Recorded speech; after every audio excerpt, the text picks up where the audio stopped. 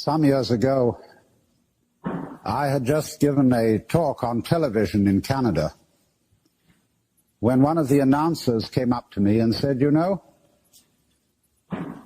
if one can believe that this universe is in charge of an intelligent and beneficent God, don't you think he would naturally have provided us with an infallible guide to behavior and to the truth about the universe? And of course I knew he meant the Bible. I said, no, I think nothing of the kind, because I think a loving God would not do something to his children that would rot their brains. Because if we had an infallible guide, we would never think for ourselves. And therefore our minds would become atrophied. It is as if my grandfather had left me $1 million. I'm glad he didn't. And we have therefore to begin any discussion of the meaning of the life and teaching of Jesus with a look at this thorny question of authority, and especially the authority of Holy Scripture. Because in this country in particular, there are an enormous number of people who seem to believe that the Bible descended from heaven with an angel in the year 1611, which was when the so-called King James, or more correctly, authorized version of the Bible was translated into English. I had a crazy uncle who believed that every word of the Bible was literally true, including the marginal notes. And so whatever date it said in the marginal notes that the world was created in 4004 BC, and he believed it as the Word of God. Until one day he was reading, I think, a passage in the book of Proverbs, and found a naughty word in the Bible. And from that time on he was through with it. You know, how Protestant can you get? Now, the question of authority needs to be understood, because I am not going to claim any authority in what I say to you, except the authority, such as it is, of history. And that's a pretty uncertain authority. But from my point of view, the four Gospels are, I think, to be regarded on the whole as historical documents. I'll even grant the miracles, because speaking as one heavily influenced by Buddhism, we're not very impressed by miracles. The traditions of Asia, Hindu, Buddhist, Taoist, and so forth, are full of miraculous stories. And we take them in our stride. We don't think that there are any sign of anything in particular except psychic power. And we in the West have, by scientific technology, accomplished things of a very startling nature. We could blow up the whole planet, and Tibetan magicians have never promised to do anything like that. And I'm really a little scared of the growing interest in psychic power, because that's what I call psychotechnics. And we've made such a mess of things with ordinary techniques that heaven only knows what we might do if we got hold of psychotechnics and started raising people from the dead and prolonging life insufferably and doing everything we wished. I mean, the whole answer to the story of miracles is simply imagine that you're God and that you can have anything you want. Well, you'd have it for quite a long time. And then after a while, you say, this is getting pretty dull, because I know in advance everything that's going to happen. And so you would wish for a surprise. And you would find yourself this evening in this church as a human being. So, I mean, that is the miracle thing. I think miracles are probably possible. That doesn't bother me. And as a matter of fact, when you read the writings of the early fathers of the church, the great theologians like St. Clement, Gregory of Nyssa, St. John of Damascus, even Thomas Aquinas, they're not interested in the historicity of the Bible. They take that sort of for granted, but forget it. They're interested in its deeper meaning. And therefore they always interpret all the tales like Jonah and the whale. They don't bother even to doubt whether Jonah was or was not swallowed by a whale or other big fish. But they see in the story of Jonah and the whale a prefiguration of the resurrection of Christ. And then even when it comes to the resurrection of Christ, they're not worrying about the chemistry or the physics of a risen body. What they're interested in is that the idea of the resurrection of the body has something to say about the meaning of the physical body in the eyes of God. That the physical body, in other words, is not something worthless and unspiritual, but something which is an object of the divine love. And so, therefore, I'm not going to be concerned with whether or not miraculous events happened. It seems to me entirely beside the point. So I regard the four Gospels as, on the whole, as good a historical document as anything else we have from that period, including the Gospel of St. John. And that's important. It used to be fashionable to regard the Gospel of St. John as late. In other words, at the turn of the century, the higher critics of the New Testament assigned the Gospel of St. John to about 125 A.D. And the reason was just simple. Those higher critics at that time just assumed that the simple teachings of Jesus could not possibly have included any such complicated mystical theology. And therefore they said, well, it must be later. Now, as a matter of fact, in the text of the Gospel of St. John, the local color, his knowledge of the topography of Jerusalem, and his knowledge of the Jewish calendar is more accurate than that of the other three writers, Matthew, Mark, and Luke. And it seems to me perfectly simple to assume that John recorded the inner teaching which he gave to his disciples, and that Matthew, Mark, and Luke record the more exoteric teaching which he gave to people at large. Now, what about then the authority of these scriptures? We could take this problem in two steps. A lot of people don't know how we got the Bible at all. We Westerners got the Bible thanks to the Catholic Church. The Catholic Church and members of the Church wrote the books of the New Testament. And they took over the books of the Old Testament, which even by the time of Christ had not been finally decided upon by the Jews. The Jews did not close the canon of the Old Testament until the year 100 AD, or thereabouts, at the Synod of Jamnia. And then they finally decided which were the canonical books of the Hebrew Scriptures, and embodied them in the Masoretic text, the earliest copy of which dates from the 10th century, early in the 10th century, AD. The books to be included in the New Testament were not finally decided upon until the year 382 AD again, at the Synod of Rome under Pope Damasus.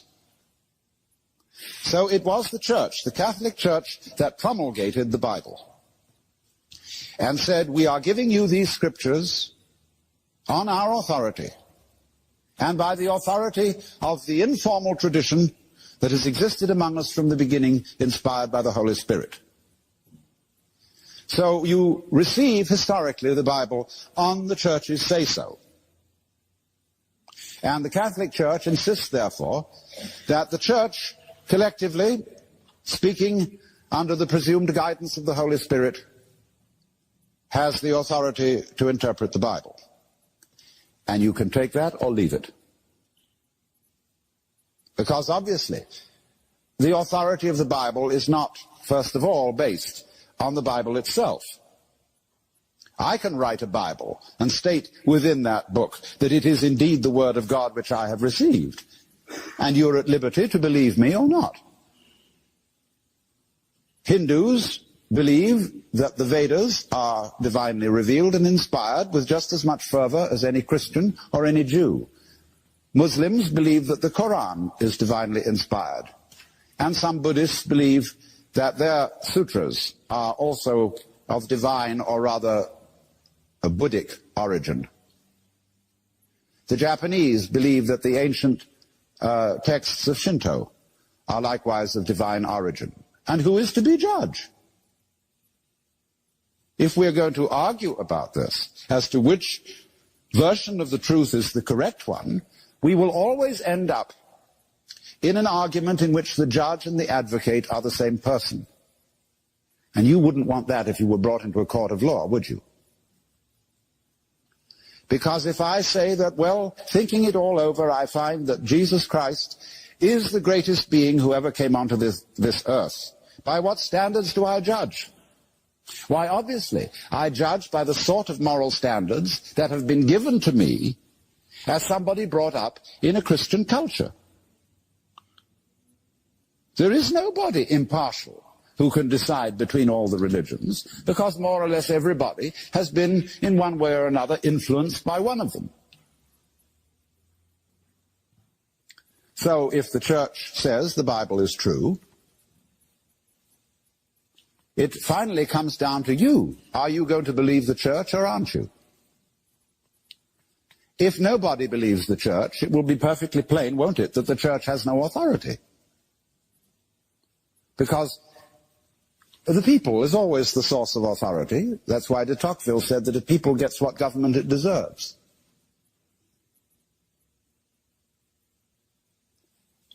And so you may say, well, God himself is the authority. Well, how are we to show that? That's your opinion. Well, you say, well, you wait and see. The day of judgment is coming, and then you'll find out who's the authority. Yes, but at the moment, there is no evidence for the day of judgment. And it remains, until there is evidence, simply your opinion that the day of judgment is coming. And there is nothing else to go on, except the opinion of other people who hold the same view and whose opinions you bought. So really, I won't deny anybody's right to hold these opinions. You may indeed believe that the Bible is literally true and that it was actually dictated by God to Moses and the prophets and the apostles. And that may be your opinion, and you are at liberty to hold it. I don't agree with you. I do believe, on the other hand, that there is a sense in which the Bible is divinely inspired. But I mean by inspiration something utterly different from dictation. Receiving a dictated message from an omniscient authority. I think inspiration comes very seldom in words.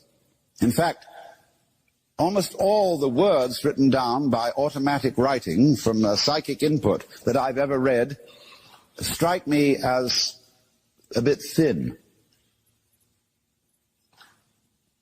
When a psychic begins to try and write of deep mysteries, instead of telling you what your sickness is or who your grandmother was, he begins to get superficial. And psychically communicated philosophy is never as interesting as philosophy carefully thought out. But divine inspiration isn't that kind of communication. Divine inspiration is, for example, to feel, for reasons that you can't really understand, that you love people. Divine inspiration is a wisdom which it's very difficult to put into words, like mystical experience. That's divine inspiration. And a person who writes out of that experience could be said to be divinely inspired. Or it might come through dreams, through archetypal messages from the collective unconscious, through which the Holy Spirit could be said to work. But since inspiration always comes through a human vehicle, it is liable to be distorted by that vehicle. In other words, I'm talking to you through a sound system. And it's the only one now available. Now, if there's something wrong with this sound system, whatever truths I might utter to you will be distorted. My voice will be distorted. And you might mistake the meaning of what I said. Now, so therefore, everybody who receives divine inspiration, and I'm using that in a very loose way, you can mean anything you like by divine, that's your option, but anybody who receives it will express it within the limits of what language he knows. And by language here, I don't only mean English, Latin, Greek, Hebrew, or Sanskrit. I mean language in the sense of what sort of terms are available to you. What kind of religion were you brought up with? Now you see, if you were brought up in the Bible Belt, you came out of Arkansas somewhere, and that's all the religion you knew, and you had a mystical experience of the type where you suddenly discover that you are one with God. Then you're liable to get up and say, I'm Jesus Christ. And lots of people do. Well, the culture that we live in just can't allow that. There's only one Jesus Christ. And sort of you don't look like you were Jesus Christ coming back again, because it's said in the scriptures that when he comes back, there'll be no doubt about it. He'll appear in the heavens with legions of angels, and you're not doing that. You're just old Joe Dokes that we knew years ago, and now you say you're Jesus Christ. Well, he says that when Jesus Christ said he was God, nobody believed him, and you don't believe again. You know, you can't answer that argument.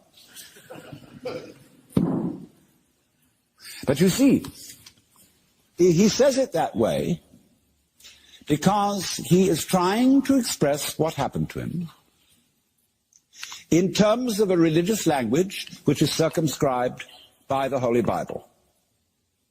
He's never read the Upanishads. He's never read the Diamond Sutra. He's never read the Tibetan Book of the Dead or the I Ching or the Lao Tzu. And therefore, there is no other way in which he can say this. But if he had read the Upanishads, he would have had no difficulty, and nor would the culture, the society in which he was talking, have any difficulty. Because it says in the Upanishads, we are all incarnations of God. Only they don't mean by the word God, in fact they don't use that word, they use Brahman. They don't mean the same thing that a Hebrew meant by God. Because the Brahman is not personal. Brahman is, we would say, suprapersonal, not impersonal, because that is a negation. But I would say suprapersonal. Brahman is not he or she, has no sex. Brahman is not the creator of the world as something underneath and subject to Brahman, but the actor of the world, the player of all the parts, so that everyone is a mask, which is the meaning of the word person, in which the Brahman plays a role. And like an absorbed actor, the divine spirit gets so absorbed in playing the role as to become it, and to be bewitched. And this is all part of the game, into believing I am that role. When you were babies, you knew who you were. Psychoanalysts refer to that as the oceanic feeling. They don't really like it, but they admit that it exists, where the baby cannot distinguish between the world and the way it acts upon the world. It's all one process, which is, of course, the way things are. But we learn very quickly because we're taught very quickly what is you and what is not you.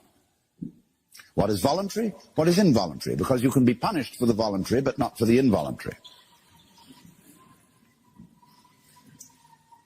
And so we unlearn what we knew in the beginning. And in the course of life, if we're fortunate, we discover again what we really are, that each one of us is what would be called in Arabic or Hebrew a son of God. And the word son of means of the nature of, As when you call someone a son of a bitch. Or in Arabic you say Evedi Kelb, which means son of a dog, Ebni El Homar, son of a donkey. So, a son of Belial means an evil person. Son of God means a divine person. Human being who has realized union with God. Now my assumption, my opinion, is that Jesus of Nazareth was a human being, like Buddha, like Sri Ramakrishna, like Ramana Maharshi, etc., who early in life had a colossal experience of what we call cosmic consciousness. Now, you don't have to be any particular kind of religion to get this experience. It can hit anyone, anytime, like falling in love. There are obviously a number of you in this building who've had it, in greater or lesser degree. But it's found all over the world. And when it hits you, you know it. Sometimes it comes after long practice of meditations and spiritual discipline. Sometimes it comes for no reason that anybody can determine. We say it's the grace of God. That there comes this overwhelming conviction that you have mistaken your identity. That what you thought, what I thought was just old Alan Watts, who I know very well is just a big act and a show. But what I thought was in me was only completely superficial. That I am an expression of an eternal something or other. X. A name that can't be named, as the name of God was taboo among the Hebrews. I am. And that I suddenly understand why, exactly why everything is the way it is. It's perfectly clear. Furthermore, I feel no longer any boundary between what I do and what happens to me. I feel that everything that's going on is my doing just as my breathing is. Is your breathing voluntary or involuntary? Do you do it or does it happen to you? So you can feel it both ways. But you feel everything like breathing. And it isn't as if you had become a puppet. There is no longer any separate you. There is just this great happening going on. And if you have the name in your background, you will say, this happening is God, or the will of God, or the doing of God. Or if you don't have that word in your background, you will say with the Chinese, it is the flowing of the Tao. Or if you're a Hindu, you will say it is the Maya of Brahman. The Maya means the magical power, the creative illusion, the play.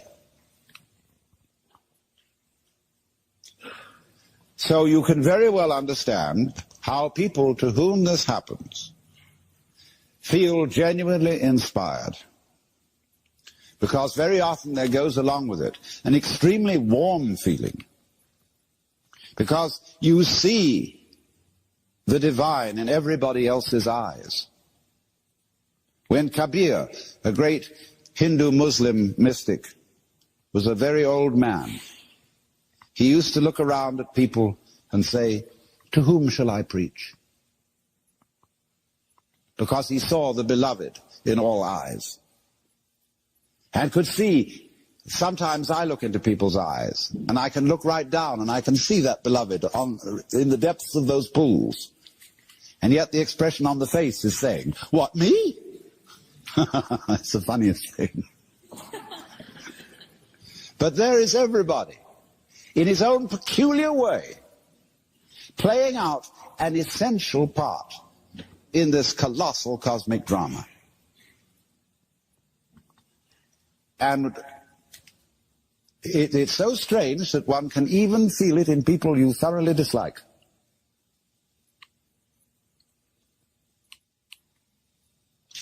So let's suppose then that Jesus had such an experience.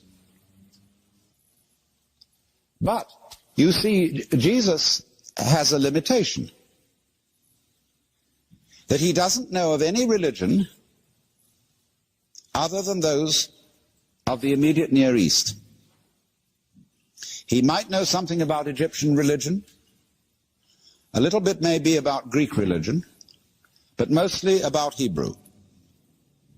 There is no evidence whatsoever that he knew anything about India or China. And people who think, Jesus was God, assume that he must have known because he would have been omniscient. No. St. Paul makes it perfectly clear in the epistle to the Philippians that Jesus renounced his divine powers so as to be man. Let this mind be in you, which was also in Christ Jesus, who being in the form of God, thought not equality with God a thing to be hung on to, but humbled himself and made himself of no reputation, and was found in fashion as a man, and became obedient to death. Theologians call that kenosis, which means self-emptying. So, obviously, an omnipotent and omniscient man would not really be a man. So even if you take the very orthodox Catholic doctrine of the nature of Christ, that he was both true God and true man, you must say that for true God to be united with true man, true God has to make a voluntary renunciation, for the time being, of omniscience and omnipotence, and omnipresence for that matter. Now therefore, if Jesus were to come right out and say, I am the Son of God, that's like saying I'm the boss's son, or I am the boss. And everybody immediately says that is blasphemy. That is subversion. That is trying to introduce democracy into the kingdom of heaven. That is, you are a usurper of the throne. No man has seen God. Now, Jesus in his exoteric teaching, as recorded in the Synoptic Gospels, was pretty cagey about this. He didn't come right out there and say, I and the Father are one. Instead, he identified himself with the Messiah described in the second part of the prophet Isaiah. The suffering servant who was despised and rejected of men. And this man is the non-political Messiah, in other words. It was convenient to make that identification, even though it would get him into trouble. But to his elect disciples, as recorded in St. John, he came right out and said, before Abraham was, I am. I am the way, the truth, and the life. I am the resurrection and the life. I am the living bread that comes down from heaven. I and the Father are one, and he who has seen me has seen the Father. And there can be no mistaking that language.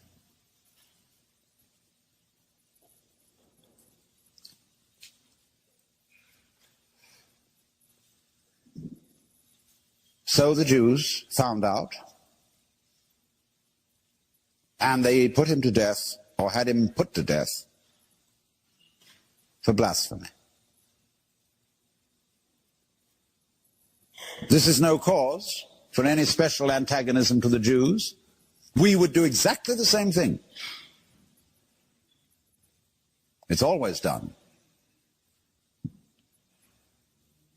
It happened to one of the great Sufi mystics, in Persia who had the same experience.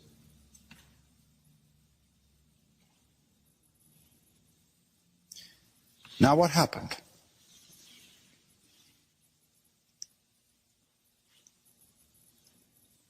The apostles didn't quite get the point. They were awed by the miracles of Jesus. They worshipped him as people do worship gurus. And it's, you know, to what lengths that can go if you've been around guru land. And so the Christian said, okay, Jesus of Nazareth was the Son of God, but let it stop right there. Nobody else.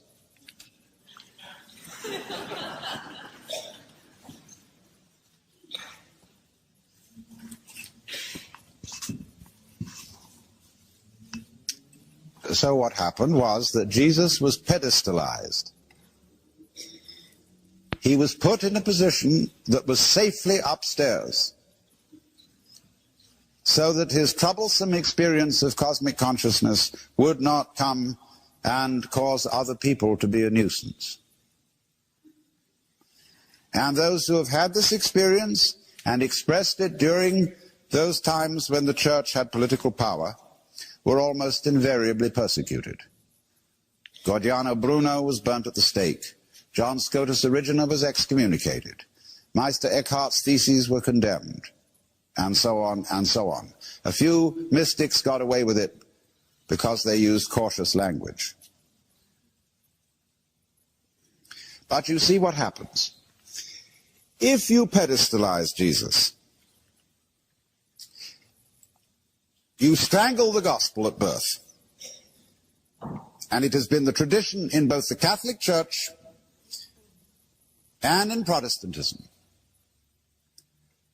to pass off what I will call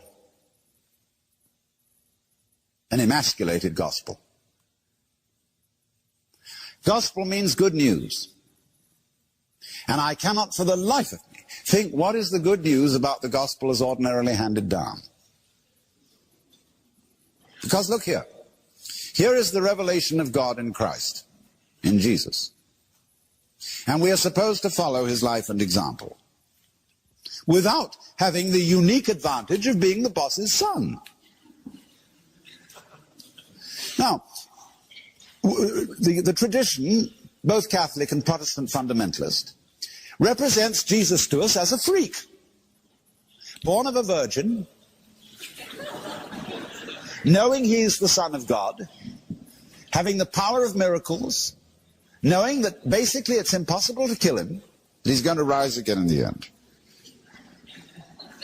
And we are asked to take up our cross and follow him when we don't know that about ourselves at all. So what happens is this. We are delivered, therefore, a gospel which is in fact an impossible religion. It's impossible to follow the way of Christ. All right. Many a Christian has admitted it. I am a miserable sinner.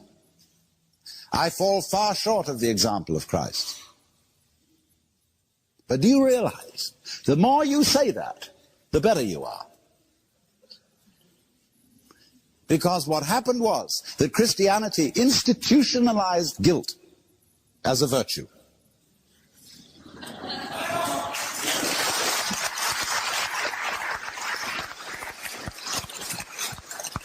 You see, you can never come up to it. Never. And therefore, you will always be aware of your shortcomings. And so the more shortcomings you feel, the more, in other words, you are aware of the vast abyss between Christ and yourself. You will have your opportunity to speak in the question period, madam. So, you go to confession.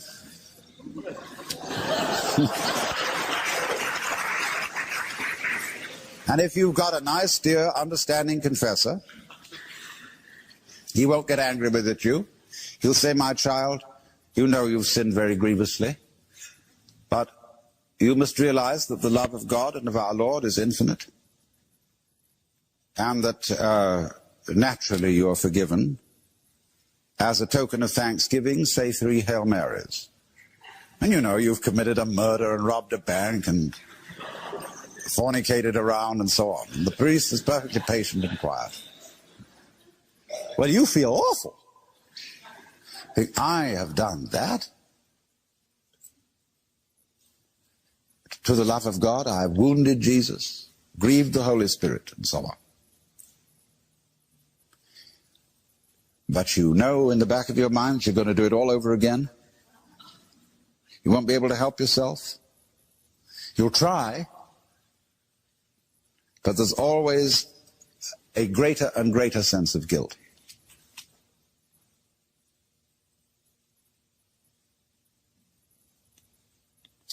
Now, the lady objected that I was putting up a straw man and knocking it down. This is the Christianity of most people. Now, there is a much more subtle Christianity of the theologians, the mystics, and the philosophers. But it's not what gets preached from the pulpit. Grant you. But the message of Billy Graham is approximately what I've given you. And of all, what I will call fundamentalist forms of Catholicism and Protestantism. What would the real gospel be? The real good news is not simply that Jesus of Nazareth was the Son of God, but that he was a powerful Son of God who came to open everybody's eyes to the fact that you are too. And this is perfectly plain. If you will go to the 10th chapter of St. John, verse 30, there is the passage where Jesus says, I and the Father are one.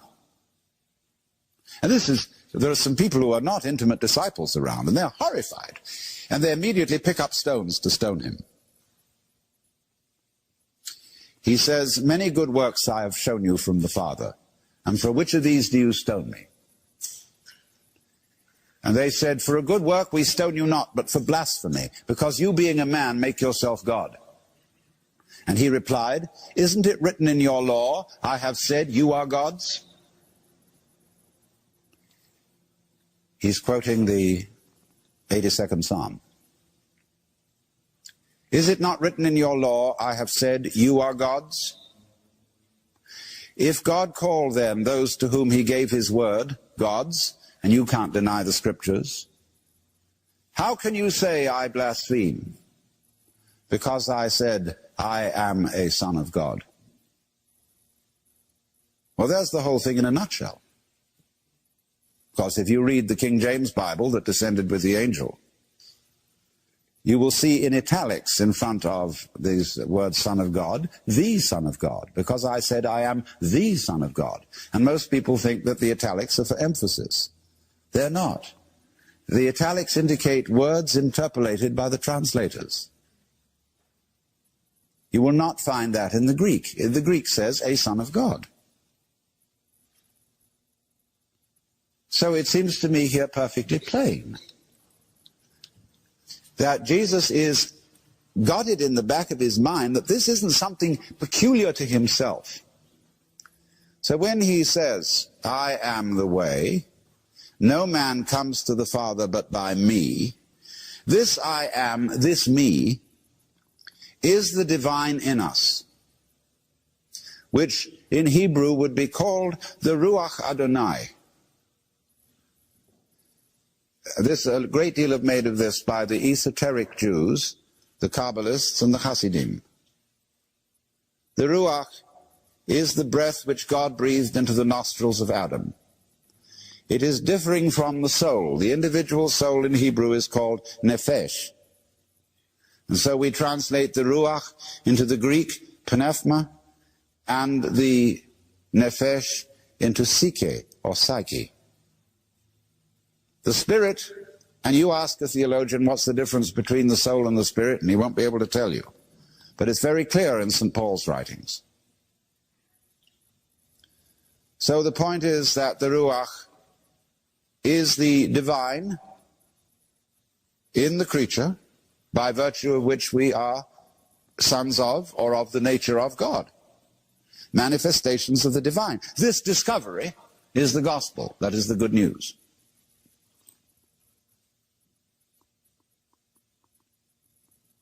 But this has been perpetually repressed throughout the history of Western religion, because all Western religions have taken the form of celestial monarchies, and therefore have discouraged democracy in the kingdom of heaven. Until, as a consequence of the teaching of the German and Flemish mystics in the 15th century, there began to be such movements as the Anabaptists, the Brothers of the Free Spirit, and the Levelers and the Quakers. A spiritual movement which came to this country and founded a republic.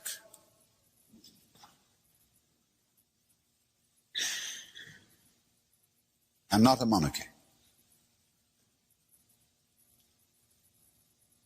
And how could you say that a republic is the best form of government if you think that the universe is a monarchy? Obviously, if God is top on a monarchy, monarchy is the best form of government. But you see, ever so many citizens of this republic think they ought to believe that the universe is a monarchy. And therefore they are always at odds with the republic. It is from principally white, racist Christians that we have the threat of fascism in this country. Because, you see, they have a religion which is militant, which is not the religion of Jesus, which was the realization of divine sonship, but the religion about Jesus, which pedestalizes him, and which says only this man, of all the sons of woman, was divine, and you had better recognize it.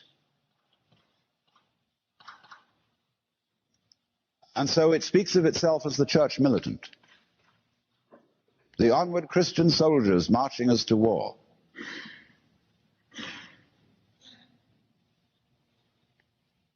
Utterly exclusive, convinced in advance of examining the doctrines of any other religion that is the top religion. And so it becomes a freak religion, just as it has made a freak of Jesus, an unnatural man. It claims uniqueness, not realizing that what it does teach would be far more credible if it were truly Catholic. That is to say, restated again the truths which have been known from time immemorial, which have appeared in all the great cultures of the world. But even very liberal Protestants still must say some more. So they're supposed to keep the mission method going, or to pay off the mortgage. Yes, these other religions are very good. God has no doubt revealed himself through Buddha and Lao-Tzu.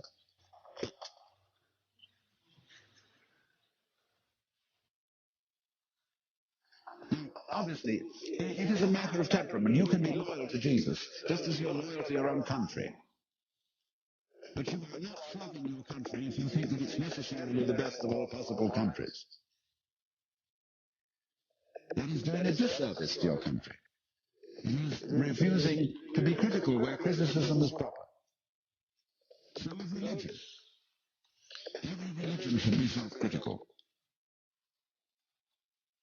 Otherwise, it soon degenerates into the self-righteous hypocrisy. if then we can see this, that Jesus speaks not from the situation of a historical Deus ex machina, a kind of weird, extraordinary event, but he is a voice which joins with other voices that are said in every place and time. Wake up, man. Wake up and realize who you are. Now, I don't think, you see, until churches get with that they're going to have very much relevance. You see, popular Protestantism and popular Catholicism will tell you nothing about mystical religion. The message of the preacher, 52 Sundays a year, is, dear people, be good. We've heard it ad nauseam. Or believe in this. He may occasionally give a sermon on what happens after death or the nature of God. But basically, the sermon is be good.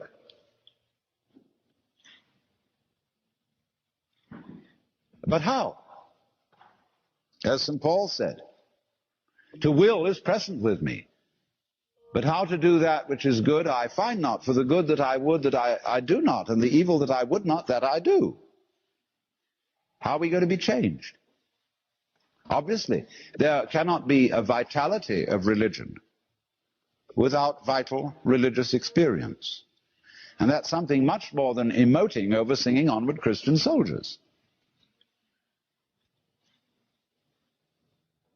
But you see, what happens in our ecclesiastical goings-on is that we run a talking shop. We pray. We tell God what to do or give advice, as if he didn't know. We read the scriptures. And remember, talking of the Bible, Jesus said, you search the scriptures daily, for in them you think you have life. St. Paul made some rather funny references about the spirit which giveth life and the letter which kills. I think the Bible ought to be ceremoniously and reverently burned every Easter. We need it no more because the Spirit is with us. It's a dangerous book. And to worship it is, of course, a far more dangerous idolatry than bowing down to images of wood and stone. Because nobody in his senses can confuse a wooden image with God. But you can very easily confuse a set of ideas with God, because concepts are more rarefied and abstract. So with this endless talking in church, we can preach, but by and large preaching does nothing but excite a sense of anxiety and guilt. And you can't love out of that. No scolding, no rational demonstration of the right way to behave is going to inspire people with love. Something else must happen. Well, we'll say, what are we going to do about it? Do about it. You have no faith? Be quiet. Even Quakers aren't quiet. They sit in a meeting and think. At least some of them do. But supposing we are really quiet, we don't think. Be absolutely silent through and through. We say, well, you'll just fall into a blank. Oh, ever tried?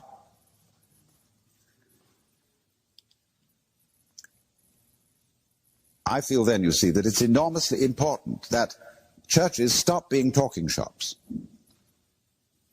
They become centers of contemplation. What is contemplation? Contemplum. It's what you do in the temple. You don't come to the temple to chatter.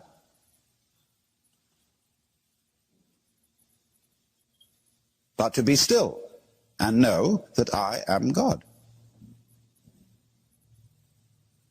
And this is why, if the Christian religion, if the gospel of Christ is to mean anything at all, instead of just being one of the forgotten religions, along with Osiris and Mithra. We must see Christ as the great mystic. In the proper sense of the word mystic, not someone who has all sorts of magical powers and understands spirits and so on. A mystic, strictly speaking, is one who realizes union with God, by whatever name. This seems to me the crux and message of the gospel, summed up in the prayer of Jesus, which St. John records, as he speaks over his disciples, praying that they may be one, even as you, Father, and I are one, that they may be all one. All realize this divine sonship, or oneness, basic identity with the eternal energy of the universe and the love that moves the sun and other stars.